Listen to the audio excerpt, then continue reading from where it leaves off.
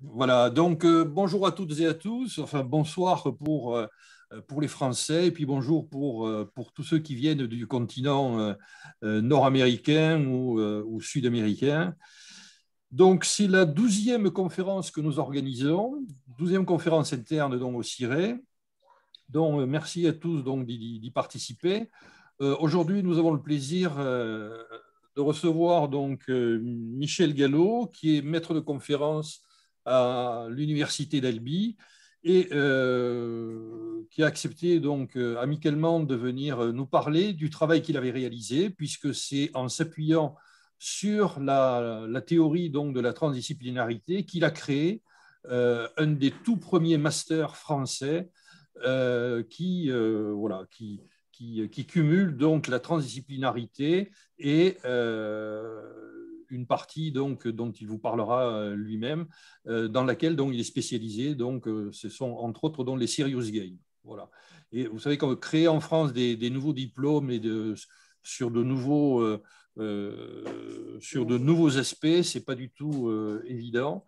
Et donc, Michel fait partie des rares à l'avoir fait. Et ça m'a paru donc intéressant qu'il nous fasse part donc, de son travail de recherche appliquée, comment on peut appliquer donc, la transdisciplinarité à la création d'un diplôme de niveau master. Voilà. Michel. C'est à moi. Donc, bonjour tout le monde. Donc, merci Jean pour cette brève introduction. Merci aussi au CIRE de m'avoir invité pour cette présentation. Donc voilà, je vais vous présenter donc aujourd'hui mes travaux de recherche qui s'intéressent aux phénomènes transpositifs et aux environnements numériques pour l'apprentissage. Alors, Jean l'a fait, mais je fais une brève présentation. Voilà, donc je suis maître de conférence à HDR à l'INU Champollion, à Albi, dans le sud de la France. Vous avez dû remarquer un petit accent associé donc à ma voix, à mon timbre de voix. J'ai donc un laboratoire à Toulouse qui est un UMR EFTS en didactique à l'université Jean Jaurès et donc je suis directeur de laboratoire de groupe de recherche que je vais vous présenter tout à l'heure, qui est le SGRL. Voilà. Donc, je vais essayer de montrer comment, dans cet exposé, dans le cadre de mes deux laboratoires respectifs, j'ai pu élaborer des cadres conceptuels et comment ces cadres conceptuels m'ont conduit peu à peu, en appui sur la transdisciplinarité, à créer des formations associées et typiques. Alors, rapidement, je ferai la présentation donc, de mon laboratoire de recherche. Je vous parlerai de mon itinéraire de recherche, c'est-à-dire comment je suis arrivé donc à ce parcours, parce que chaque parcours est l'image même donc d'un itinéraire. Et je vous parlerai ensuite, donc, dans le cadre conceptuel, comment cela m'a permis de mettre en œuvre des formations adaptées. Et je finirai par une brève conclusion. Alors, je travaille, donc j'ai la direction et je travaille dans un groupe de recherche pluridisciplinaire. Donc, déjà d'entrée, on travaille en pluridisciplinarité. Donc, je travaille dans une équipe de recherche à Albi qui s'appelle le SGRL, le Serious Game Research Lab. C'est donc un pôle de compétences reconnu en France sur la thématique des serious games. Donc, ce groupe pluridisciplinaire, dont j'insiste sur le mot pluridisciplinaire, est constitué d'enseignants et donc de chercheurs de différents labos de recherche. Donc, de l'IRIT, qui est l'Institut de recherche en informatique de Toulouse, le FTS, donc qui est un laboratoire de sciences de l'éducation, de l'ICA, qui est l'Institut Clément Ader de génie mécanique, et donc on a une autre section qui est la 62e section, dont j'ai oublié le logo au passage. Donc voilà, à la base, on travaille ensemble depuis 2007 fait sur des collaborations avec différents laboratoires de recherche. Donc, le SGRL a pour ambition de piloter des projets de recherche collaboratifs et pluridisciplinaires innovants, ayant un intérêt en termes de recherche et de développement pour les universités, mais aussi pour les industriels, avec plusieurs ambitions. Donc, d'une part, c'est d'assurer une veille technologique et d'autre part, de promouvoir les compétences et les outils développés au sein de cette équipe. Donc, on a différents partenaires, collaborations ici. La spécificité de ce pôle de recherche, c'est qu'on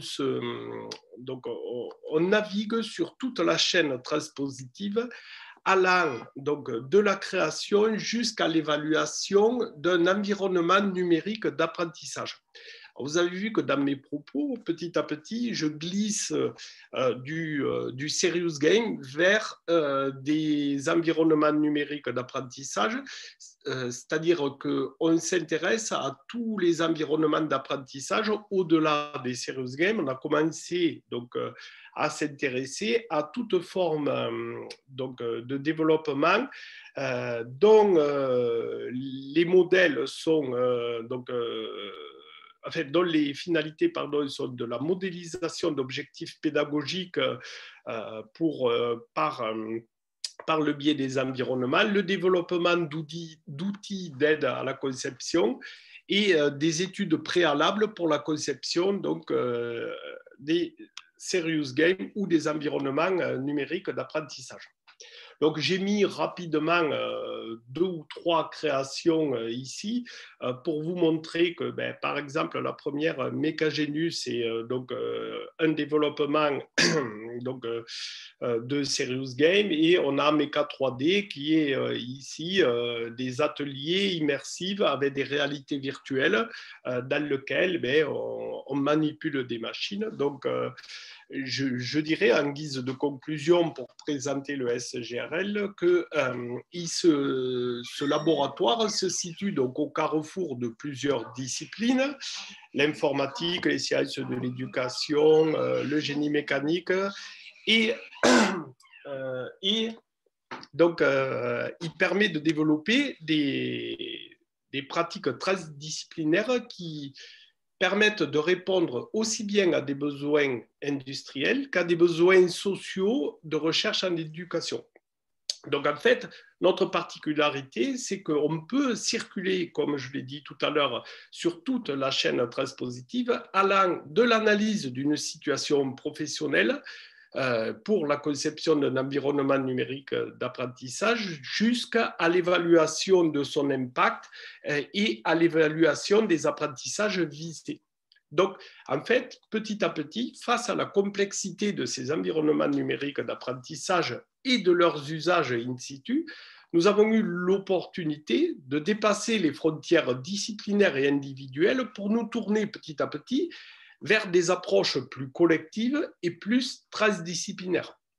Donc, en fait, in fine, ces recherches, donc, petit à petit, visent à les interroger, ces environnements numériques d'apprentissage, et donc les interroger au moment de la conception jusqu'à les éprouver in situ, donc regarder quels sont leurs usages in situ.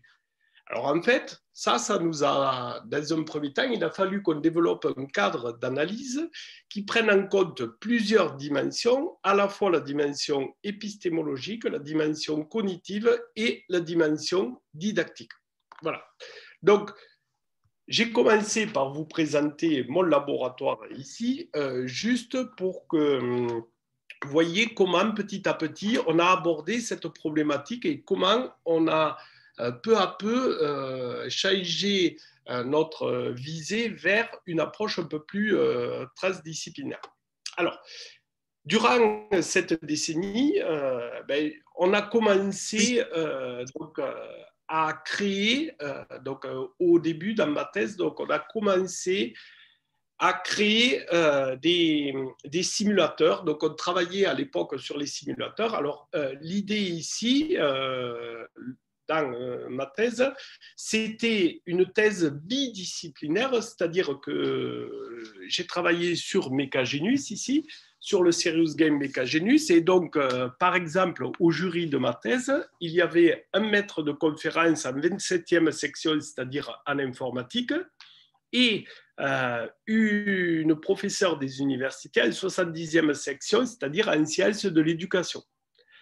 Donc, dans cette thèse, la particularité, c'était d'une part d'avoir une double appartenance à deux sections scientifiques différentes, et pour la suite, c'était que même dans le jury, on a passé déjà, c'était vraiment de la pluridisciplinarité, parce que même dans le jury, on a eu une troisième section, la 60e section, parce que cette thèse parlait du génie mécanique, donc on a fait appel à, la section 60e, c'est-à-dire des chercheurs en génie mécanique. Voilà. Donc, ce maillage nous a permis ici de se situer déjà dès le départ à l'interface donc, de plusieurs laboratoires de recherche, comme je viens de vous le dire, mais en plus, une chose importante, c'est qu'il y avait un industriel, c'était une thèse financée, et donc il y avait un industriel, KTM Advance, qui a collaboré, qui a financé cette thèse. Voilà. Donc, cette thèse, elle était financée par le ministère de l'Industrie et de l'Économie et est demandée, donc c'était à l'époque soutenu par Madame Kosciusko-Morizet, et donc dans cet appel d'offres, il y avait deux niveaux distincts. Le premier, c'était la conception d'un serious game en génie mécanique, et d'autre part, il fallait être capable de créer des métriques pour pouvoir évaluer tous les apprentissages de ce serious game, donc in situ, c'est-à-dire qu'il voulait avoir une mesure de l'impact de ce serious game, et donc de son évaluation in situ. Thèse pour laquelle j'ai obtenu le prix de l'Académie des sciences.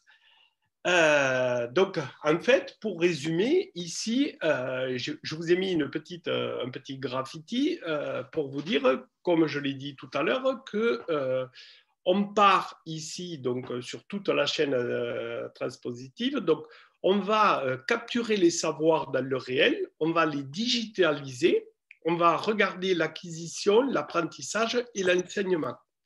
Donc, en fait, ici, l'idée, c'est que les savoirs, alors pourquoi transpositif? C'est parce que l'ensemble, donc les savoirs sont des enjeux de transaction et de transformation continuelle, et ils subissent des transformations continues en termes de transposition.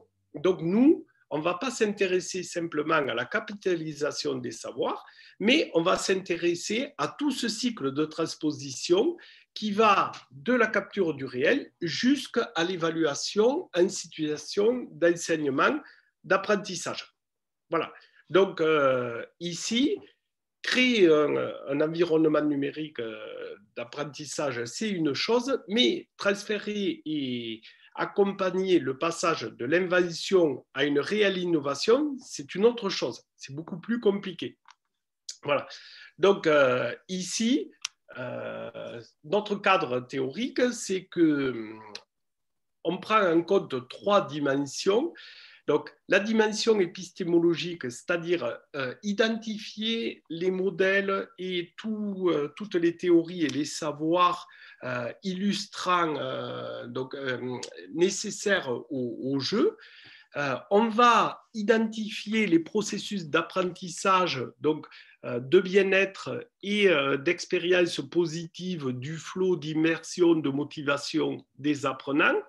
Et en même temps, on va prendre en compte aussi la compréhension de l'activité dans laquelle va être engagé à la fois l'élève et le formateur, quel qu'il soit. Voilà. Donc, ici, ce cadre théorique nous permet ici de prendre en compte plusieurs modèles lors de la création de ces environnements-là. Donc voilà comment ici nos recherches ont poursuivi un travail de longue haleine sur les simulateurs qui s'est situé à l'articulation entre la didactique professionnelle et la didactique de la technologie. Et on peut voir ici dans cette diapositive l'évolution des savoirs dans les environnements numérique et comment notre préoccupation première qui était l'épistémologie peu à peu a muté et s'est dirigé vers d'autres outils et d'autres explorations de support numérique. Alors, l'idée ici, c'est que la première chose par rapport aux connaissances, notre premier travail a été de modéliser une analyse qualitative de l'activité de travail, donc pour pouvoir la retranscrire dans les environnements numériques d'apprentissage. Donc l'objectif, c'est de mieux comprendre, de mieux étudier les représentations et les stratégies des acteurs dans une perspective de formation.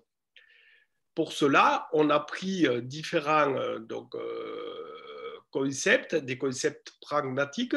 Donc, la première étape a été de comprendre l'activité globale du travail. La deuxième a été d'analyser l'activité d'un expert. Et enfin, la troisième étape, au travers d'un entretien, ça a été de vérifier la structure conceptuelle qu'on a élaborée. Alors, je rappelle que dans la création des environnements numériques d'apprentissage, on travaille dans deux piliers, un qui est un peu plus génie mécanique et aussi on travaille dans un autre pilier qui est autour de la santé. Donc, dans ces problématiques-là qui sont complètement opposées, on a eu besoin de définir une structure conceptuelle pour pouvoir analyser le travail et comprendre le travail d'un expert pour pouvoir le modéliser dans des environnements numériques d'apprentissage. Donc cette modélisation, elle est très complexe et il est nécessaire de comprendre les problématiques des professionnels pour mieux les intégrer dans un environnement numérique d'apprentissage. Donc, à partir, là je vous ai mis par exemple le cas de la santé, donc à partir de la didactique professionnelle, on a réalisé des outils pour expliciter l'action. Donc ici, on a une typologie des connaissances pour la conception et on arrive même à avoir des outils pour modéliser la structure conceptuelle ici. Donc, c'est-à-dire, on arrive à modéliser notre pari, il a été là, c'est-à-dire qu'on arrive à prendre en compte toutes les données qui gravitent autour du savoir et notre travail de recherche consiste à relier toutes ces informations pour pouvoir proposer des modèles pour structurer les savoirs, les connaissances et proposer des outils qui vont prendre en compte tout le contexte d'utilisation, le contexte professionnel, les compétences et les savoirs. Voilà. Donc, ici, vous pouvez voir par exemple, donc ici, en bas, en jaune, là, dans les carrés, vous avez, en jaune, vous avez ici la structure conceptuelle d'une situation avec tous les indicateurs, c'est-à-dire que là, c'était par rapport à des kinésithérapeutes. On peut voir que ici, tout ce qui est important pour eux, c'est l'environnement et le matériel. Et donc, en jaune, vous avez les lunettes, les masques, la surblouse, etc. Donc, c'est tout ce qui est matériel. Donc, et vous avez ici en bleu les variables et en rouge les concepts organisateurs, c'est-à-dire ce qui est important pour eux. Alors le concept organisateur ici, c'est le respect des conditions d'hygiène. Donc quand ils parlent de conditions d'hygiène, pour eux, ils parlent de matériel et d'environnement. Donc ici, ça veut dire que dans le matériel et l'environnement, vous avez les lunettes, les masques, le blouse, les compresses stériles, etc. Donc, ici, lorsque nous, on va concevoir un environnement d'apprentissage pour des professionnels, on va tenir compte de ces paramètres-là pour ne pas oublier de représenter ce qui est important pour l'expert lorsqu'il va utiliser le jeu, c'est-à-dire que lui, c'est ce qui est important à ses yeux et c'est ce qu'il faut voir en priorité dans l'environnement numérique d'apprentissage. Donc, ce sont les outils qu'on a développés ici pour pouvoir prendre en compte tous ces outils. Alors, car ici, en plus de cette analyse, ici, on va identifier les compétences emblématiques, on va regarder les programmes, les curricula formels et réels, et on va ici intégrer ces savoirs et ces compétences dans les ENA. C'est-à-dire qu'en plus de modéliser la situation professionnelle, on identifie les compétences. Alors, j'ai appelé des compétences emblématiques et tout ça, ça va nous faire des bibliothèques de situations professionnelles de référence qui sont validées par les experts. Donc, pour pouvoir créer des situations d'apprentissage. Donc là, on a l'expert qui valide toutes ces situations professionnelles. Donc là, nous avons ici abordé la première partie qui est la dimension épistémologique. Bon, sans aller plus loin, c'est pour vous dire que derrière, il y a un gros travail donc, sur cette dimension-là.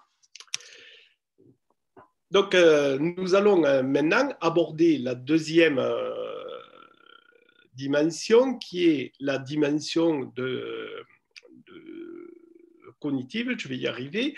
Donc ici, c'est-à-dire l'usage du point de vue de la recherche sur les phénomènes de transposition, c'est-à-dire comment ici, comment évaluer les savoirs visés, comment comprendre le parcours de l'apprenant et comment proposer des feedbacks. Donc, ici, dans ma thèse, apparaissait un besoin sur le plan méthodologique, notamment sur l'analyse des traces qui permet la compréhension du parcours de l'apprenant. Donc, il fallait construire ici des modèles pour comprendre les différents aspects de l'apprentissage, d'une part, et d'autre part, ici, c'était d'améliorer les pratiques éducatives en s'appuyant sur un corpus de connaissances solidement étayées. Alors, je ne sais pas si vous allez voir, parce que j'ai eu un bug tout à l'heure. Donc ici, nos travaux de recherche, ils s'intéressent à la gestion de masse de données sur la modélisation et sur des algorithmes de traitement, d'analyse et de visualisation. Donc là, ici, dans cette slide, vous pouvez voir en fait tous les parcours que peuvent emprunter les étudiants ici lorsqu'ils sont aux prises avec, dans ce cas-là, c'était un serious game. Donc ici, chaque fois, on va regarder, c'est-à-dire dans nos outils, on enregistre toutes les traces des activités des élèves et on va comprendre quels sont les parcours ici que vont faire les étudiants. Est-ce qu'ils prennent donc des parcours spécifiques? Est-ce qu'ils suivent tous les mêmes parcours? Donc, on va utiliser des modèles, des méthodes et des outils de collecte de traces numériques pour mettre en place, exploiter et analyser les scénarios d'apprentissage. Donc, ici, petit à petit, on arrive à caractériser avec des analyses quantitatives des traces des élèves, donc avec les Learning Analytics, qui permettent de détailler toutes les stratégies d'utilisation et cela nous permet de générer des patterns qui nous permettent d'analyser et de comprendre ce que font les élèves en situation d'apprentissage avec des environnements numériques. Donc, voilà. Donc, ici, systématiquement, afin d'illustrer mon propos, j'ai détaillé ici dans ce tableau ici. Donc, nous, on a des patterns qui nous permettent de renseigner à la fois nous et l'enseignant sur les élèves et ça permet de mieux les aider. Donc, en fait, nos outils permettent d'analyser l'ensemble des traces. Donc, ici, on connaît les paramètres qui permettent de réussir le jeu et on peut voir ici quelles sont les erreurs ici que va commettre l'élève. Donc là, par exemple, il n'a pas mis la bonne vitesse. Donc nous, on va informer d'une part l'enseignant. Donc on crée des outils pour l'enseignant donc qui lui informe que l'élève n'a pas pris la bonne vitesse. Et au bout de 3 ou 4 échecs, on va créer dans nos environnements d'apprentissage, on va créer des feedbacks à l'élève pour lui permettre de progresser et aller un peu plus loin dans le jeu, c'est-à-dire que là, il rencontre un obstacle didactique, donc on va garder toute la traçabilité de ses erreurs et on va l'aider en lui donnant des niveaux d'information pour pouvoir le faire progresser et on va donner en même temps pour l'enseignant donc des informations ici qui permettent, vous voyez, donc là je vous ai mis, donc qui permettent d'une part de débloquer l'élève et d'autre part ça donne une information à l'enseignant pour voir les difficultés, les obstacles didactiques que vont rencontrer les élèves lorsqu'ils sont aux prises avec ces environnements numériques. Voilà. Donc ça, je vous montre maintenant une dernière slide là-dessus pour vous dire qu'ici, par exemple, on travaille beaucoup en ce moment avec l'émotion et le bien-être. Donc là, par exemple, c'est dans un jeu pour la gestion de la planification des infirmières. Donc, dans la dimension cognitive, on va prendre en compte toute la dimension cognitive et notamment les apprentissages positifs. Alors pourquoi? Tout simplement parce que donc là c'est un simulateur qu'on vient de finir de créer là. Dans ce simulateur, on a des élèves infirmiers qui sont aux prises avec ce jeu et on ne peut pas se permettre d'avoir trop d'échecs dans ce jeu parce que globalement dans ce jeu, dans ce simulateur, ils doivent gérer 14 patients. Donc c'est une infirmière qui doit gérer les soins de 14 patients. Et on mesure les apprentissages positifs pour voir les réussites et pour voir les échecs dans chaque jeu, parce que les élèves infirmiers sont susceptibles de se retrouver dans un service à gérer dans la réalité 14 patients, et on ne peut pas se permettre d'avoir des jeux trop complexes parce que cela peut générer des conséquences psychologiques. Donc ici, on va développer toute une mesure que je ne détaillerai pas ici, mais on peut en parler en off. Donc ici, on va mesurer toutes les attitudes positives des infirmiers afin de pouvoir proposer des niveaux d'usage qui vont permettre l'épanouissement psychologique en opposition avec l'idée d'une performance réelle. Et ça leur permet ici donc d'avoir un taux de réussite important. Donc on va faire une combinaison ici tâches, compétences du sujet, et on va trouver l'équilibre sur l'appropriation donc de ces jeux en situation d'apprentissage. Voilà. Donc, je peux vous le développer tout à l'heure, mais voilà. Donc, le troisième niveau de compréhension, c'est d'étudier le fonctionnement didactique, c'est-à-dire lorsque un enseignant ou un formateur est aux prises avec un serious game ici, on va regarder la dimension didactique. C'est-à-dire que ici, comme j'ai eu l'occasion de vous le préciser précédemment, on ne s'intéresse pas qu'à la capitalisation des savoirs, mais aussi à tout le cycle de transposition de ces savoirs. Et là, ici, on est sur le cas de la transmission des savoirs. Voilà. Donc, un des résultats de nos recherches, ça a été que concernant l'aspect didactique, c'est que très souvent, on compte sur la potentialité d'évoluante des environnements numériques pour l'apprentissage, mais ce n'est pas une caractéristique intrinsèque, ça relève des propriétés émergentes liées aux conditions d'usage. Alors, très souvent, on s'est aperçu que les enseignants n'utilisaient pas les environnements numériques d'apprentissage comme nous, on les avait conçus.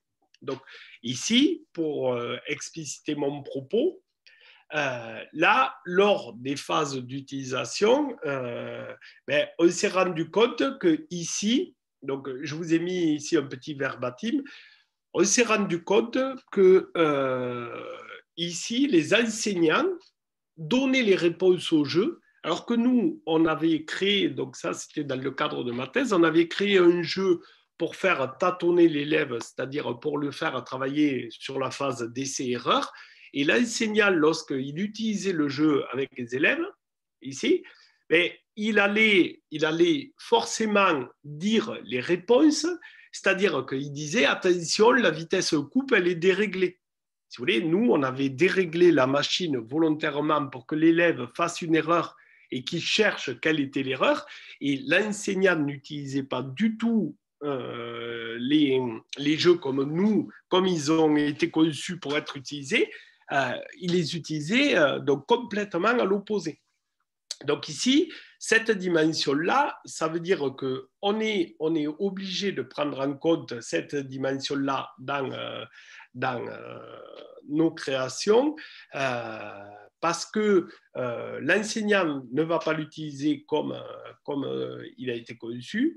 Et donc là, ça va forcément tuer le jeu, entre guillemets, c'est-à-dire qu'on va se retrouver avec des utilisations qui sont complètement déviées. Donc ça veut dire que derrière, il y a toute une série, une panoplie de formation, d'outils et donc qu'on développe pour aider les professionnels à utiliser donc, les environnements numériques d'apprentissage tels qu'ils ont été conçus.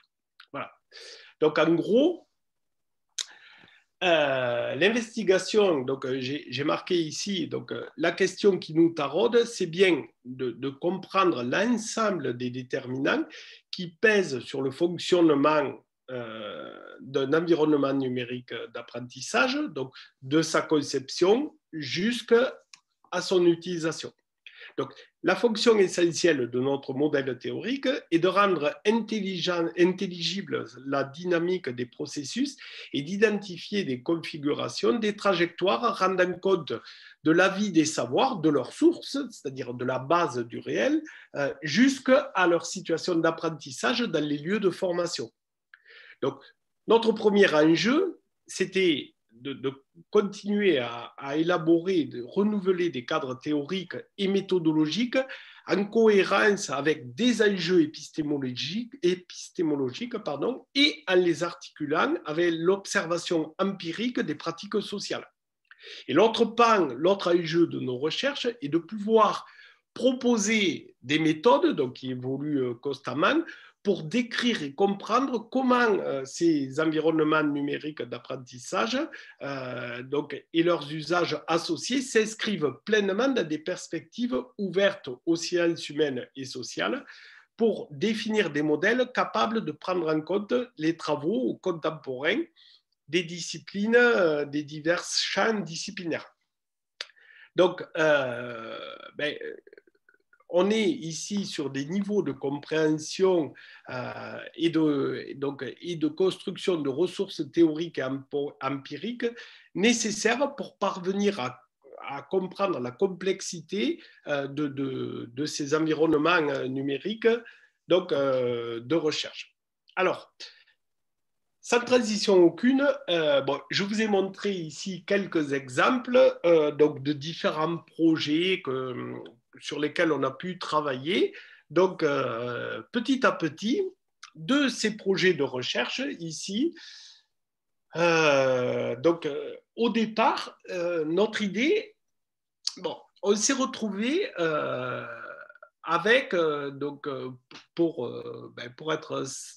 vous parler simplement, on s'est retrouvé donc, dans tous les contrats qu'on faisait, on s'est retrouvé avec des ingénieurs de recherche ou des ingénieurs qu'on avait embauchés, donc, qui intéressaient énormément les industriels avec qui on travaillait.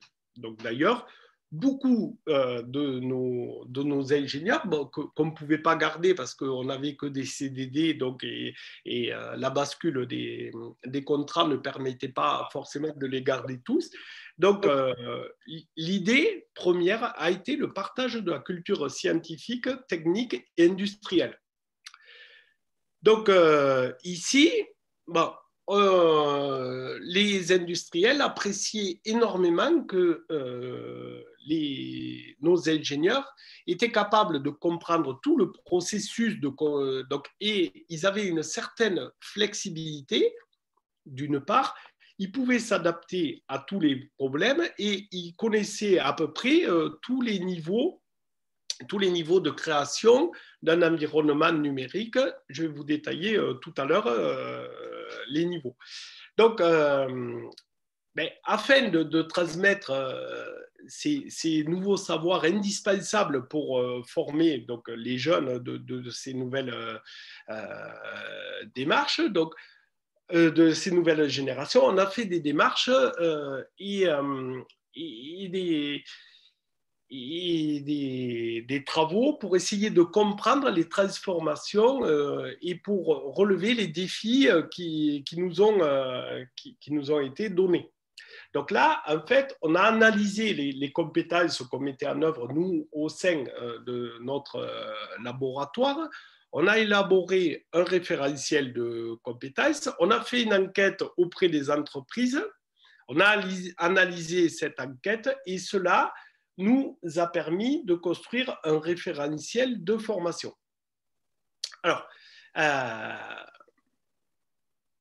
en fait, dans tous ces projets, à partir de nos expériences et de nos compétences, on a réussi à mettre en œuvre ici des compétences et des connaissances, d'une part, dans un premier temps, pluridisciplinaires, parce qu'effectivement, nous, on avait donc des connaissances pluridisciplinaires pour les conceptions, pour les phases de conception et d'accompagnement dans les environnements professionnels. Donc, dans un deuxième temps, on a contribué à la mise en œuvre de projets pédagogiques individuels et d'équipes, donc, et de méthodologies ici, pour identifier, comprendre et tous les processus, donc, tous les processus qui permettaient de valoriser tous ces savoirs et de nourrir tous les projets pédagogiques. Alors, tout ça ici, ça nous a permis donc de créer donc de transférer tout nos savoirs, etc., vers un master. Alors, en gros, dans ce master, donc reprenant ce que je vous ai dit tout à l'heure, on avait d'une part donc des étudiants qui étaient capables aussi bien de faire du design que de faire un peu de programmation, que de connaître les principes de l'apprentissage et les principes pédagogiques, et qui étaient surtout capables de s'adapter, donc d'avoir une réflexion logique sur tous les complexes, donc que ce soit sur tous les problèmes complexes, que ce soit dans les différents champs disciplinaires. Donc, ici, la formation du master devait donc forger ses propres outils et son cadre de réflexion dans une logique d'un contexte, je dirais, d'un contexte éducatif, en essayant de prendre en compte ici l'insertion d'un contexte professionnel aussi bien social qu'éthique. Donc, d'une part, on pensait qu'on était capable de produire une analyse de la formation et de l'activité pédagogique. Voilà. Et on voulait un cadre, donc un cadre qui permette de supporter tout ça. Donc en fait, peu à peu, on s'est rendu compte que seul un cadre transdisciplinaire était adapté ici. Donc, à la fois sur ce cadre, il était appuyé sur les apports des SHS. Donc là, c'était par rapport à ma formation à moi. Donc, et il fallait qu'il soit compatible avec les constructions conceptuelles qui placent l'acteur au centre donc, des relations et des actions en relation avec les environnements numériques d'apprentissage. Donc, la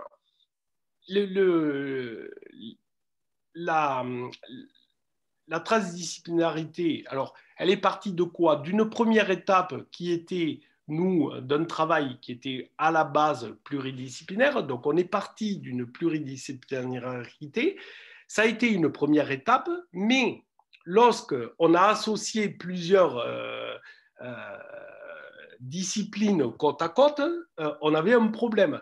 Donc, il a fallu ici passer donc, de cet aspect pluridisciplinaire ici, avec une tentative d'intégration ou de synthétisation qui permettent que chaque spécialité travaille sur des aspects de la même problématique. C'est-à-dire qu'au lieu, les problématiques sont traitées dans un ensemble et non, différemment. Donc, pour comprendre donc une stratégie de conception, par exemple un didacticien, pour qu'il puisse comprendre la stratégie donc, de conception d'un environnement numérique d'apprentissage, ça l'oblige à cerner toutes les stratégies de conception qui sous-tendent et tous les processus de production et de collaboration avec les différents acteurs dans la réalisation donc de l'environnement numérique d'apprentissage. Donc, il s'agit de proposer des méthodes visant à prendre en compte toutes les dimensions de l'activité professionnelle, mais en fonction des problématiques qui sont liées pour la conception de cet environnement d'apprentissage. Ça veut dire qu'il faut connaître les limites et les contraintes. Donc, par exemple, pour le didacticien, dans une phase de conception, il faut connaître les limites donc, et toutes les contraintes du champ de l'informatique, du graphisme, de l'économie, de la gestion de projet, pour pouvoir apporter donc, une plus-value dans la conception d'un environnement numérique. Donc en fait, c'est-à-dire que moi je ne suis pas informaticien, mais je connais globalement toute la gestion d'un projet et tous les pans des possibilités de l'informatique pour proposer des situations et des bibliothèques de situations d'apprentissage qui soient réalisables dans le temps et qui prennent en compte aussi toutes les problématiques industrielles qui sont liées donc, à la création de cet environnement numérique. Donc, ici, on a d'une part, donc on est parti de la pluridisciplinarité et chaque enseignant dans le master prend en compte toute la globalité du projet et ne le ramène pas forcément à sa discipline, mais c'est ramené en fonction des contraintes du didacticien, des contraintes de l'informaticien et des contraintes des autres champs disciplinaires pour ne pas tous vous les citer ici. Donc, c'est dans ce processus-là qu'on a ici développé des méthodes et des stratégies de résolution de problèmes transférables à des conceptions d'environnement numérique. Donc, ici, ça prend cette démarche donc, qui consiste à rendre l'étudiant capable de mobiliser ses acquis et de les transférer dans des nouvelles situations très variées. C'est-à-dire que lorsque, ici, ils viennent de finir la création d'un environnement numérique sur la santé, admettons, donc là, nous, on vient de finir ici une problématique sur le développement d'un serious game au bloc opératoire. Et bien, maintenant, on est sur l'évaluation, sur la création et l'évaluation de la réalité virtuelle en génie mécanique. C'est-à-dire qu'on va avoir des étudiants qui sont très flexibles et qui s'approprient toute cette démarche de conception et donc de transdisciplinarité et qui puissent le transférer à des situations complètement différentes. Donc, voilà. Donc ça, on essaie donc de ne pas enfermer les étudiants dans des thématiques particulières, mais avoir donc une ouverture voilà, qui leur permet donc de se poser dans une situation de conception qui va au-delà d'une propre discipline et qui ne focalise pas sur un pan particulier. Voilà. Donc, ici, notre finalité, ça a été de transférer ces acquis et donc de définir des concepts qui permettent de circonscrire tous les aspects particuliers qui sont relatifs à la création d'environnements numériques d'apprentissage. Donc, cette approche transdisciplinaire dans ce master, ça permet à l'étudiant, voilà, via des situations diverses et des problématiques professionnelles diverses aussi, de structurer, d'organiser chacune de ces démarches de résolution de problèmes et de les adapter, ici à tous les problèmes qu'ils peuvent rencontrer.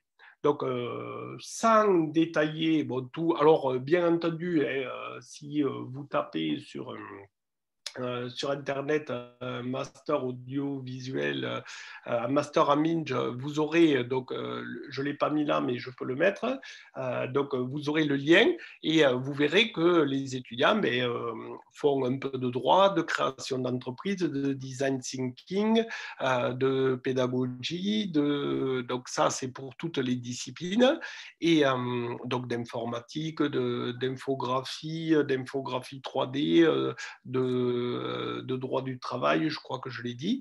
Et donc, toutes ces problématiques sont rattachées à des projets tutorés dans lesquels toutes les contributions se cristallisent au travers de projets. Et donc, aujourd'hui, ces étudiants-là, on a pas mal d'étudiants qui ont été embauchés dans des grands groupes. Je pense à Ubisoft, à Airbus, à ça me vient pas à l'esprit. Bref, dans plusieurs groupes ici. Donc, par rapport aux perspectives ici, donc dans la phase, donc d'une part, par rapport à la suite, donc nous, on continue à travailler sur des outils méthodologiques, donc par rapport à la traçabilité des parcours, des outils de conception et de systèmes d'aide à la décision, avec donc on est pas mal sur l'ingénierie de production. Moi, par rapport à ce qui nous réunit ici, donc c'est par rapport à tout ce qui est transdisciplinaire et donc moi je parle aussi de transdidactique. Donc on est sur des innovations transdisciplinaires, des co-innovations transdisciplinaires avec donc dans les perspectives ici donc avec les professionnels et les concepteurs, on est en train de développer des formations et des blocs de compétences pour former certains professionnels. Donc apparemment, ça les intéresse énormément sur des changements de paradigme, notamment au point de vue innovation et changement des mentalités. Voilà, et après, donc, on est aussi sur la partie modélisation et innovation et transposition où on travaille de plus en plus sur la qualité de vie, la motivation, le plein-être pour avoir donc, des transferts de modèles qui sont beaucoup plus pertinents.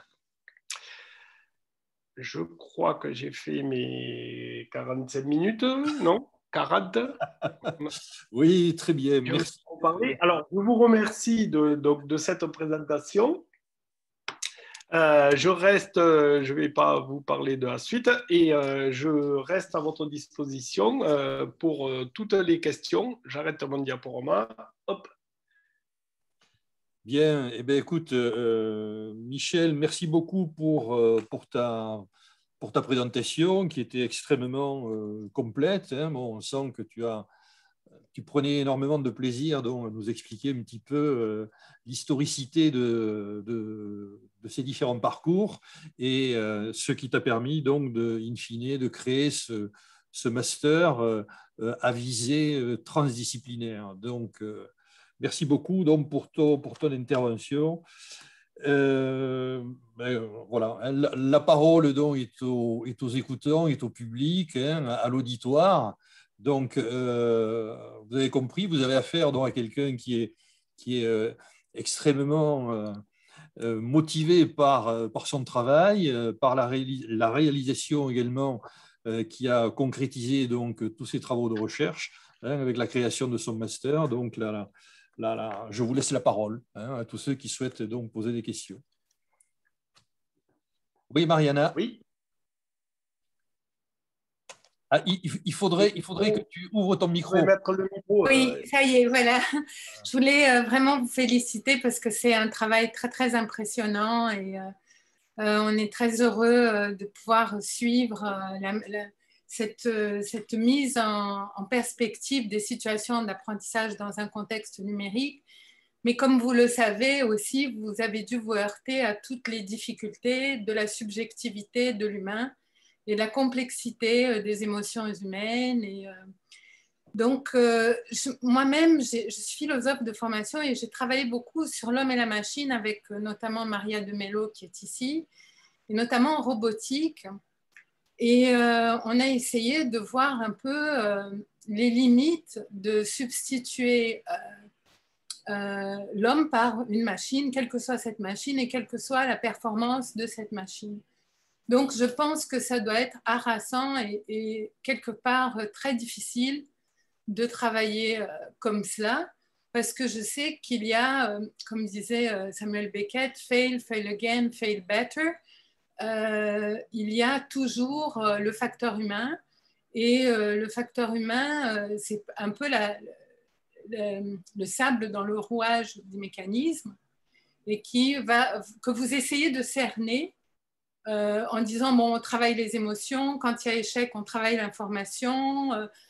Donc, vous essayez de le cerner, ce facteur humain, le plus possible.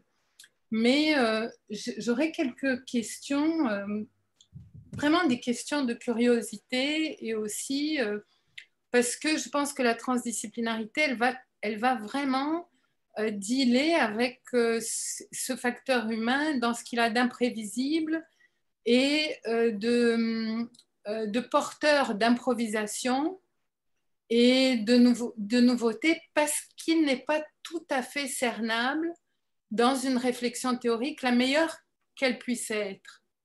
Donc, quand vous parlez, par exemple, de douleur dans un système d'apprentissage de serious game, patient en souffrance ou pas, vous voyez, oui. Ça, c'est tellement subjectif, savoir si un patient est en souffrance ou pas.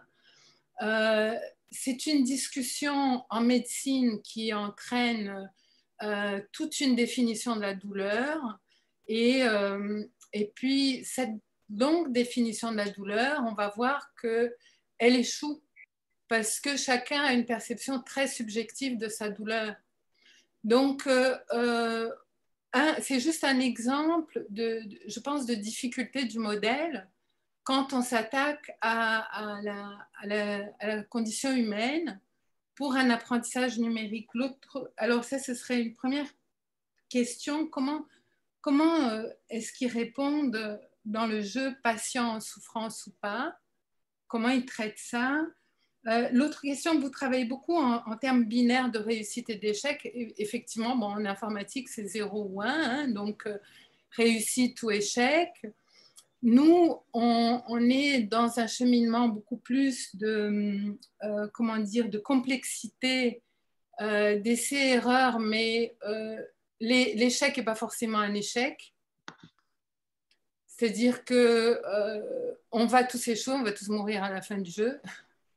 Et donc, il y a dans cette notion échec-réussite peut-être quelque chose de biaisé, de vouloir toujours gagner, de vouloir tout comprendre, de vouloir tout cerner. Et pour l'épanouissement psychologique, je sais que les grands apprentissages, et Dieu sait que vous le savez aussi, pour avoir un HDR, pour avoir un doctorat, c'est pas vraiment épanouissant toujours. C'est pas tous les jours la joie. Au contraire, je pense qu'il y a des souffrances, il y a des malaises, il y a une part d'ombre. Et c'est aussi cela que je me dis, est-ce qu'il ne faut pas préparer les gens à pas toujours réussir, à parfois échouer dans leur modèle, à savoir qu'ils seront en perspective d'apprentissage permanent. Nous avons une membre du CIRED qui est formidable, Hélène Trocmé-Fabre, qui parle de être né pour apprendre. Donc, nous sommes vraiment dans une ouverture, dans la transdisciplinarité, au fuzzy, aux logiques fuzzy et au ternaire. Voilà, donc je ne sais pas, c'est une réaction à chaud, hein, parce que vous m'avez donné beaucoup d'infos en très peu de temps et j'aurais besoin de méditer tout ça bien plus pour pouvoir être plus performante vis-à-vis d'un commentaire. Merci. Mariana, ce sera, comme c'est enregistré, vous pourrez à tête reposée réécouter certains passages. Oui, parce que j'ai pris des notes, mais ça va très vite. Alors, donc merci pour ces remarques, enfin, ces questions constructives, parce que effectivement, bon, donc la question du bien-être, des apprentissages positifs, c'est quelque chose qui nous taraude parce que justement, on s'est rendu compte avec les usages.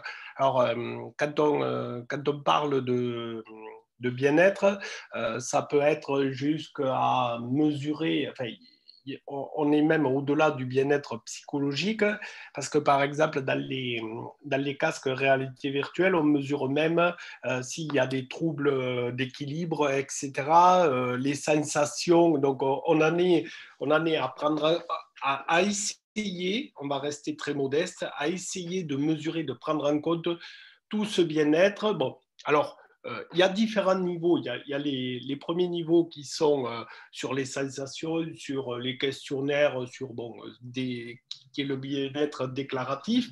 Là, je ne voulais pas montrer, mais on a aussi l'eye tracking, donc c'est-à-dire on regarde le parcours de l'œil on fait plusieurs tests pour essayer de mesurer comment ils perçoivent les choses, etc. Et puis aussi, donc tout à l'heure, là, j'ai eu, je ne vous l'ai pas dit, mais j'ai eu un petit bug. Je recommence.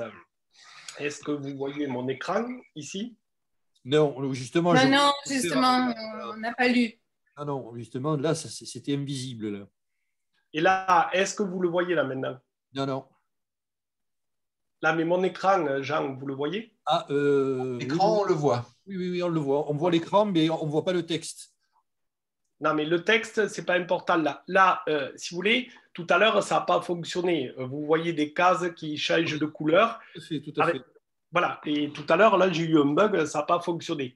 Alors, donc là, si vous voulez, par rapport… le changement de couleur, mais on ne voit pas le texte, on ne peut pas le lire. Oui, mais, je l'ai mis exprès parce que c'est… D'accord. Là, juste cette vidéo, c'est pour montrer que là, derrière, on crée des modèles, nous, qui enregistrent tout le parcours des joueurs et le nombre de chemins empruntés dans un jeu.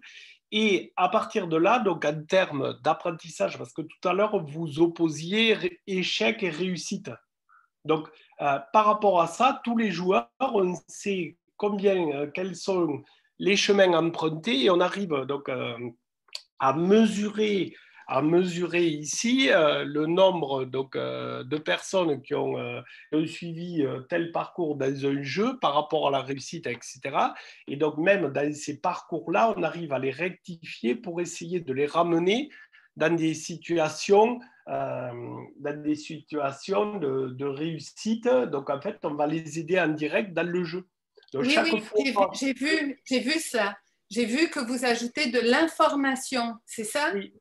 Oui, et en fait, donc ici, bon, j'arrête mon écran et je reviens, voilà. Donc ici, ce que je voulais vous dire, c'est que justement dans ces parcours-là, on essaie de mesurer, donc de changer de parcours, pour rétablir du bien-être ou rétablir de la positivité dans l'apprentissage, pour avoir des taux de réussite et donc dans chaque jeu, enfin avoir des taux de réussite communs, etc. Donc, pour aider les élèves en difficulté, on arrive même à individualiser les parcours et à rectifier systématiquement. Et donc, on travaille sur l'adaptative learning, c'est-à-dire qu'on développe ici, par rapport à ça, donc des parcours adaptés à chaque utilisateur. Donc, avec l'IA, on crée des parcours adaptés à chaque… J'en ai pas parlé aujourd'hui, mais comme vous me posez la question, je vous en parle. Donc, ici, on a du blended learning et de l'adaptative learning. Donc, on fait des apprentissages mixtes et chaque fois qu'on voit donc, des apprenants en difficulté, derrière, on va générer des parcours adaptés à eux. C'est-à-dire que selon les niveaux et les chemins empruntés, on va soit mettre des ressources théoriques, soit mettre des petits tutos, soit mettre des vidéos, soit, selon les cas, on va donner l'information à l'enseignant qui viendra aider l'élève à un moment précis, c'est-à-dire que sur le dashboard, sur le tableau de bord de l'enseignant, il a l'information que tel élève est en difficulté dans le jeu. Donc, à ce moment-là, interviendrait le facteur humain. Le facteur humain interviendrait là. Voilà. Donc là, on n'écarte pas l'enseignant, c'est-à-dire que l'enseignant a l'information. Si vous voulez, vous proposez une addition à tout le monde et donc il y a un élève qui n'y arrive pas. Dans la réalité, donc je parle à Fatia Tali, qui était institutrice à l'IUFM avec moi. Est-ce qu'elle m'entend? Oui. Oui, Michel, j'étais bien ton élève. Voilà. Et donc, en fait, il me semblait bien que c'était toi, donc bonjour. Donc, dans ces phases, donc, par exemple, sur une addition, que fait, donc, alors je parle des professeurs des écoles parce que c'est un métier que je respecte énormément. Donc, qu'est-ce qu'il fait? Il se promène dans la classe et c'est lui qui voit que l'élève est en difficulté, qui connaît l'élève en difficulté et qui va l'aider spontanément parce qu'il voit que la classe avance à un certain rythme et que là, il y a un problème. Bon. Là, ici, le but, c'est de recréer cette relation didactique sur le tableau de bord, c'est-à-dire l'enseignant a la vision de tous les élèves et selon les parcours, on arrive à générer donc des modèles qui lui donnent l'information que tel élève ne réussit pas à passer cette étape, etc. Donc, on essaie de rétablir. Donc, nous, soit on aide l'élève par des rétroactions, soit sinon, on va donner l'information à l'enseignant qui, théoriquement, va aider l'élève spontanément. Oui, c'est super ça, parce que vraiment, c'est d'ouvrir la dimension humaine. Et je dirais la dimension transdisciplinaire, elle doit contempler aussi cette dimension humaine que la machine, finalement, échoue entre guillemets parce que nous sommes tous différents, nous avons des vitesses différentes, la situation est imprévisible, le contexte ne va pas se reproduire. Donc, on est... Florent, est-ce que je vois que vous voulez intervenir? Oui, mais terminé. Hein. Oui, non, donc c'est important qu'on ait le facteur humain dans le modèle. Vous comprenez ce que je veux dire? Oui. Et en fait, donc, porté par l'élan de la création et le marché des jeux vidéo donc, qui est très prospère, etc., on a tendance, donc c'est ce que je vous disais tout à l'heure, la potentialité d'évoluante des serious games, c'est-à-dire que on a pensé un moment que les jeux pouvaient se suffire à eux-mêmes dans une situation d'apprentissage. C'est-à-dire que beaucoup d'auteurs sont partis du postulat que le jeu à lui-même pouvait permettre des apprentissages que forcément, comme on avait mis beaucoup d'argent et qu'il y avait des développements qui étaient performants en termes d'environnement, et donc tout le monde a pensé donc, que les jeux pouvaient se suffire à eux-mêmes. Or, justement, moi je suis contre tout ça en disant, mais non, justement, le facteur humain, c'est qu'on a besoin, c'est comme dans une classe, oui, certains élèves apprennent tout seuls et à la limite, ils n'ont pas besoin d'instituteurs, mais n'empêche que pour la plupart des élèves, c'est justement de rétablir la place et le rôle dans la formation, donc du formateur, du professeur ou du professeur des écoles, qui est justement de rétablir cet équilibre-là. Parce que oui, c'est super. Je l'ai vu, j'ai vu cette tentative et j'ai trouvé ça extraordinaire et je sais que c'est ardu parce qu'on est tout le temps dans un contexte flou finalement. Alors c'est très dur et puis très souvent, vous savez, nous on nous demande de créer des environnements. Par exemple, donc, j'ai eu travaillé pour un grand groupe d'automobiles, je ne citerai pas le nom. Le but, c'était simplement, par la création d'un serious game, d'éviter de faire des économies de formation.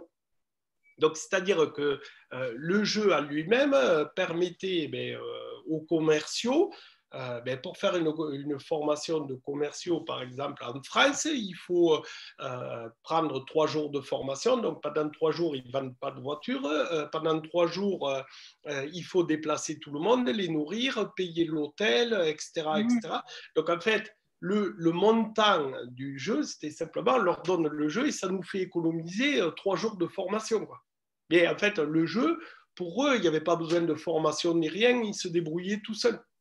Et très vite, en fait, on s'aperçoit par l'analyse des traces, on s'aperçoit qu'il y a des gros problèmes et qu'il faut qu'à un moment donné, il y ait l'aide humaine qui vienne là, soit, alors, très souvent dans le domaine de la santé, je m'appuie sur, vous savez, le briefing, l'expérimentation et le débriefing. Donc, très souvent, voilà, à un moment donné, il faut faire intervenir donc, le facteur humain. Et notamment dans l'adaptative learning, donc là, ce qu'on est en train de faire, c'est que selon les enregistrements et les parcours des apprenants, soit on va créer des groupes de remise à niveau, c'est-à-dire qu'on a besoin à ce moment-là, si vous voulez, donc juste je vais dire d'un coach qui relance le groupe, vous voyez, qui aide à faire des petits exercices, etc., pour relancer, pour repartir. Donc, en fait, dans tous les parcours qu'on va créer, selon les parcours qu'ils ont suivis, on sait à la fin ce qui leur manque, ce qu'il leur faut, etc.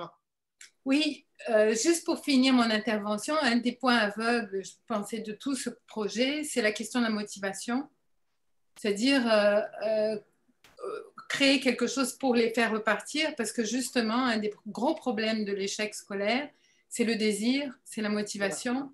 C'est-à-dire, c'est là que finalement, tous les modèles finissent par parfois se casser la figure, excusez-moi de l'expression, mais parce que c'est ennuyeux, ou la personne est distraite, ou elle n'est pas présente, et il y a quelque chose de l'ordre de l'impondérable qui fait qu'elle n'est pas là où on lui demande d'être au moment où on veut qu'elle le soit, elle est ailleurs. Et c'est toute la question de la motivation en éducation qui est posée, en fait. Alors, pour la motivation, bon, là, je n'en ai pas parlé non plus, mais en 2014, je travaille avec Jean Hutt, je ne sais pas si vous le connaissez. Non, je connais personne, Voilà. je suis au Canada. Donc, c'était un des rapporteurs de mon HDR, et Oui. donc, une des références avec Fenouillet, Hutt, tout ça, donc sur la motivation. Oui. J'ai vu passer rapidement le mot motivation. Oui, voilà. Donc, j'avais écrit un article avec lui aussi. Et donc, on a mis en place l'EduFlow, qui est la mesure de la motivation. Et donc, il y a un article dans STICEF, donc de Hatt et de moi, où on a travaillé là-dessus. Et donc, là, j'encadre une thèse, moi aussi, sur la motivation, là. Donc, voilà, c'est quelque chose aussi qui me préoccupe. Oui, c'est la question du facteur humain, hein, ça rejoint. Et notamment sur le dark side of flow, donc le côté obscur de la motivation, c'est-à-dire que finalement, dans certains cas, on en est plus à, entre guillemets, désapprendre, c'est-à-dire que ce n'est pas parce qu'on est motivé que forcément on va apprendre, donc parfois on bascule dans le côté obscur de la motivation où effectivement on se retrouve parfois, ça va à l'encontre des apprentissages ou de ce qu'on pourrait penser. Il y a un livre de François Julien qui vient de sortir, s'appelle « Ce point obscur où tout a basculé ». Je ne connaissais pas ce livre, oui. mais... Oui, il vient de sortir ce point obscur où tout a basculé, mais ça parle des relations humaines, ça ne parle pas du tout d'informatique, mais ça parle du moment où la relation échoue. Vous savez, où ça devient ennuyeux, où finalement on est un couple et puis le mépris s'installe. Oui, mais voilà, mais... C'est le dark side. Oui, et particulièrement, j'ai travaillé la conscience du non intentionnel.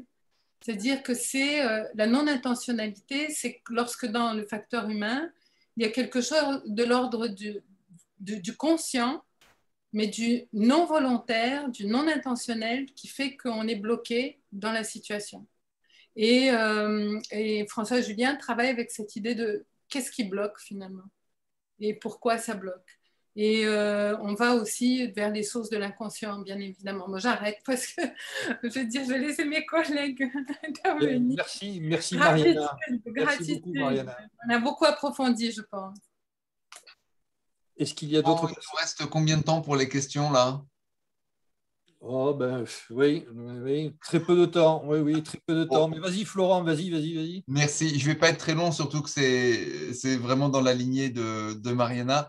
Merci Michel déjà pour ta présentation. Je suis très heureux que tu aies accepté l'invitation de Jean et que tu viennes te présenter ainsi en tant que futur prochain membre, je l'espère bien, du CIRET. Et j'en profite pour saluer la présence parmi nous des habitués et puis d'autres personnes qu'on voit peut-être un peu moins souvent, comme Fatia, bienvenue, Benjamin également. Et ce soir, on a eu un bel aéropage d'enseignants-chercheurs. On a même eu une professeure d'université en 70e, mais qui est partie entre-temps. Elle a un jeune enfant, je pense qu'elle avait des devoirs familiaux à remplir. Alors, Mariana, tu as beaucoup parlé du facteur humain. J'avais même envie de parler du P de facteur humain, que Hubert Reeves emploie souvent en provenance de ta contrée. Et effectivement, ce que je retiens de cette soirée, c'est le dialogue intéressant auquel tu nous as soumis, Michel, entre une approche d'origine plutôt technique et ingénierie des connaissances qui, comme tu le disais très bien au début, part d'une pluridisciplinarité et qui même intègre ce que tu as appelé, j'ai beaucoup aimé ce mot, d'une transdidactique, et qui est en fait un reflet d'une des trois dimensions telles qu'on la pratique dans nos cercles transdisciplinaires, qui est celle de la complexité, mot que tu as repris également très souvent. Et ce à quoi on travaille, et je pense que c'est une des conclusions des travaux que tu as présentés, et ce sera l'objet de ma question dès que j'aurai fini d'expliciter, c'est justement comment dépasser la partie disciplinaire pour entrer dans une vraie transdisciplinarité qui intègre également les niveaux déontologiques. Et puis après, il y a plein d'autres choses qui n'étaient pas forcément pertinentes ce soir, comme les niveaux de réalité ou d'autres concepts. Mais par contre, au niveau de l'ontologique, effectivement, c'est-à-dire la science de l'être en tant qu'être, comment on peut en rendre compte dans des modélisations qui ont des visées, notamment d'apprentissage. Et puis on a vu, en plus, dans les exemples que tu as choisis en lien avec la santé, où c'est particulièrement sensible car subjectif. Et finalement, est-ce qu'on n'est pas à une sorte, tu as parlé de paradigme également, est-ce qu'on n'est pas à un moment, un tournant dans lequel on va devoir prendre beaucoup plus en compte ce que toi-même tu as nommé, et nous sommes parfaitement d'accord avec ça, les savoirs devenir. Et tu les as qualifiés notamment au travers du bien-être et de la qualité de vie. On voit que la qualité de vie, notamment la qualité de vie au travail, en réaction justement face aux grandes souffrances que Mariana évoquait au début de son intervention, c'est devenu, au même titre que les RSE, les responsabilités sociales des entreprises, c'est devenu quelque chose qui est dans l'air du temps. Et le bien-être, eh bien, on a les Happiness Chief Officer dans de nombreuses boîtes anglo-saxonnes et qui sont en train de se décliner également en France. Et la question, c'est est-ce que ça, c'est de la poudre aux yeux? Est-ce que c'est juste se dire on est dans l'ère de l'anthropocène et du transhumanisme et donc on va essayer d'intégrer de façon technologisée certains aspects de la complexité humaine? Et ma question, elle est la suivante.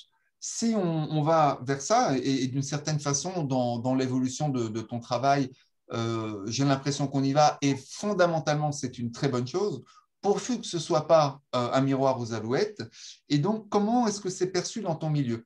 Comment est-ce que la prise en compte de l'humain dans ces processus essentiellement technologisés, et notamment peut-être par rapport à la variété de tes interlocuteurs, et notamment ceux des entreprises, qui sont la plupart du temps des commanditaires pour ce type de travaux, tu l'évoquais toi-même, eh bien, est-ce qu'on est prêt à passer d'un discours consensuel à une véritable complexité dans ces dispositifs pour que la dimension humaine soit pleinement prise en compte?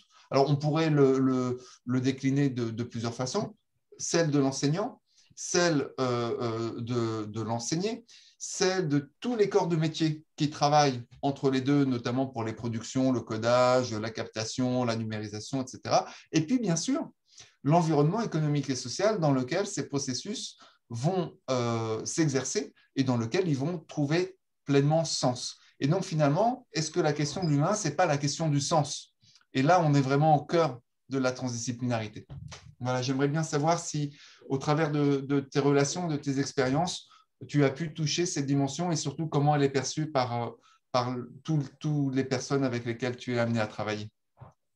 Alors, merci. Donc, juste, bon, d'abord, pour te répondre de façon générale, moi, je dirais que de plus en plus aujourd'hui, sans parler de mes travaux, ouais, de plus en plus aujourd'hui, on prend en compte les compétences transversales, les soft skills.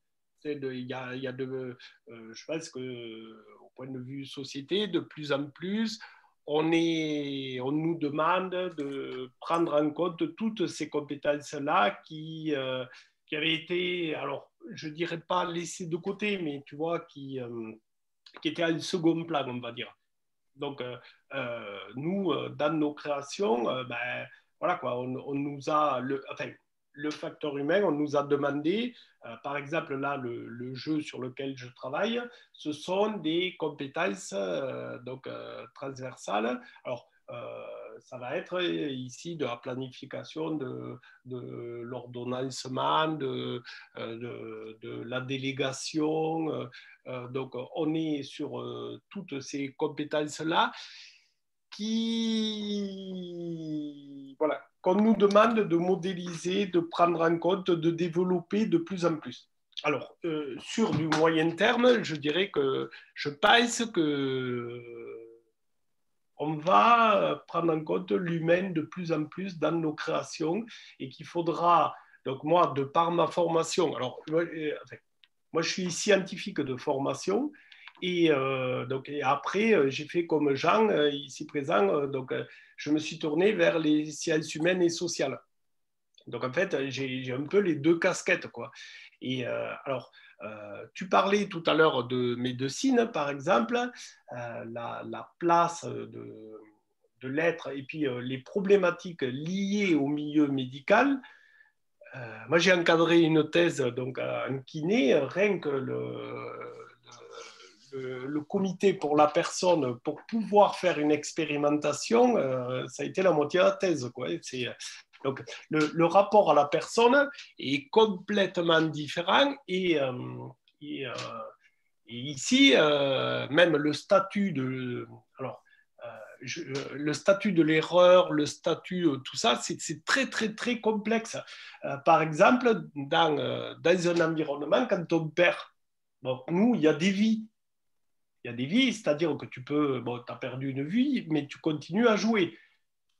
Ne serait-ce qu'en médecine, pour faire accepter le fait que quelqu'un a perdu et qu'il peut rejouer, enfin qu'il a une chance, une vie, c'est pas possible déjà.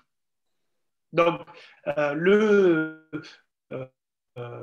alors tout ça pour illustrer que effectivement, de plus en plus, il faudra intégrer dans la conception dès le départ beaucoup de problématiques liées à l'humain.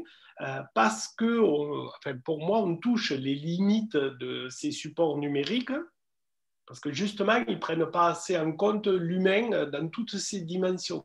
On parlait tout à l'heure de la motivation, mais bon, nous, toutes ces problématiques-là, bon, moi, je suis le seul à dire, non, mais attendez, là, on ne peut pas faire ça, là, ce n'est pas possible, là, c'est... Parce que très souvent, c'est tellement laissé de côté que...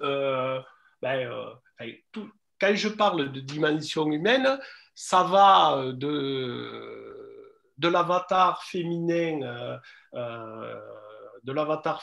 mis dans un jeu, sans prendre en compte tout ce qui a rapport avec beaucoup de choses qui nous dépassent complètement et qui font que on se retrouve dans des situations de conception et qui vont faire que ces environnements, quels qu'ils soient, seront délaissés. Donc, à la base, je pense qu'il faudra se tourner, prendre en compte de plus en plus l'humain pour pouvoir avoir des dispositifs d'apprentissage adaptés, recevables et qui fonctionnent. Or, aujourd'hui, on ne le prend pas assez en compte. Alors, je n'ai pas trop répondu, enfin, je ne sais pas si j'ai bien répondu à ta question.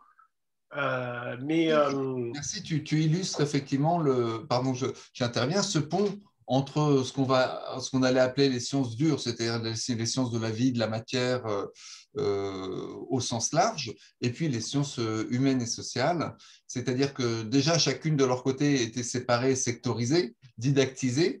Il y a eu cette transdidactique et maintenant il y a ce mariage et c'est un des objets effectivement de la transdisciplinarité que d'essayer de mettre des relations vertueuses et harmonieuses dans toute la complexité de ces différents points, selon les points de vue des acteurs, selon ceux des objectifs, etc. Donc voilà, écoute Michel, merci. Me concernant par rapport à ma question, je suis parfaitement satisfait, voilà, de voir qu'on partage ce même état d'esprit.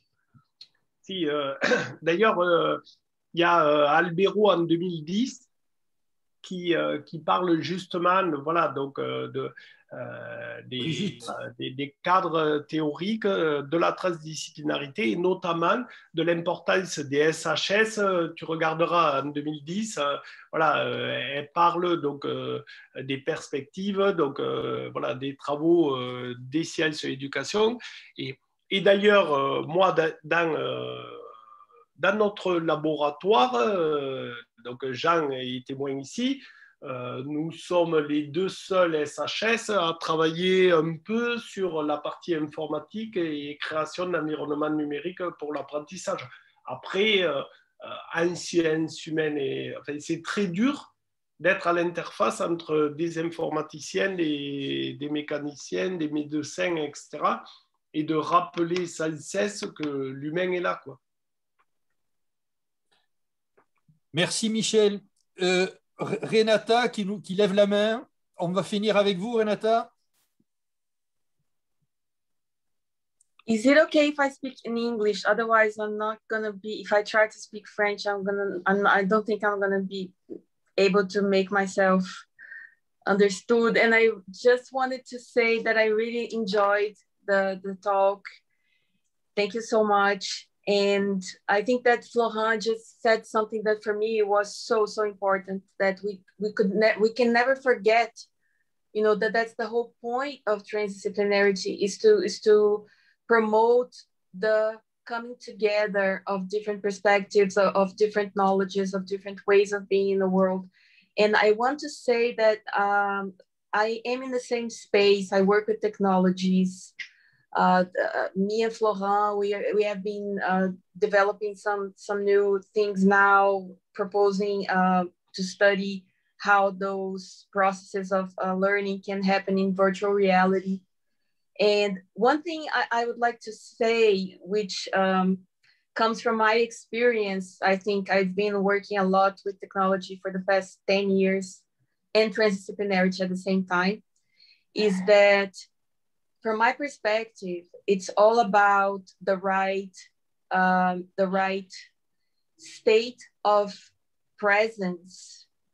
It's about embodiment, you know, and when, as creators of technology, and for me, that's the most important thing that we can do, is to make sure that at the moment of creation of new technologies, that the right state of mind and the right state of heart and the right embodiment that is transdisciplinary is at the core of creation itself. Once you have mindful design, once you have technologies that are created from a mindful place, then you have amazing experiences. You don't have to worry about because it's already coming from that space. It's already, everything's been taken into consideration. And so that's what we've been trying to do here at Dubai, at GIGI, is to create, we have been calling it designing from within. So it's designing from a space that it's inside yourself, not outside yourself. And I think that aligns with something that you said as well before. I don't remember exactly what it was, but that's just my 2 cents to and I think the space is amazing, especially for games, right? Because there's so much you can do. Like you can, with games, you can create these journeys, you know, that are never the same, you know, and that's, for me, it's a big human factor, you know, where for each individual, the learning journey is never going to be the same, because you have intentionality, you have a unique drive from each person to find their way, you know, and to make the learning journey their own journey, not just I don't know. I think there's a lot of things that we can learn in that space, and that's it. Thank you so much. Thank you. Alors, je ne sais pas si j'ai tout compris. Si quelqu'un peut m'aider un peu. Elle te faisait le retour simplement oui. de la richesse, en fait. Oui, non, mais ça, et à la fois le cœur de cet espace de créativité, finalement, de l'étude sur la transdisciplinarité avec les espaces numériques, et l'intérêt finalement de se questionner sur le croisement des disciplines à partir de ces outils-là aussi, et dans son approche à elle, ça lui parle beaucoup. Donc je pense que c'est plutôt, voilà, c'est un super retour, même si je pense qu'il y a quelques éléments qu'elle n'a pas dû comprendre, c'était en français. Super retour. Je vais répondre. Thank you. I've not a good English, but I understand sometimes of your purpose, and I'm sorry to present my in French, but if you want, I can prepare my presentation for you in English. No, I understand French. No problem. it's just for me, just speaking, it's very hard for me. I have to go to France once the COVID is over and stay for a few months so I can get that, it just needs a little bit of practice. But don't worry about me.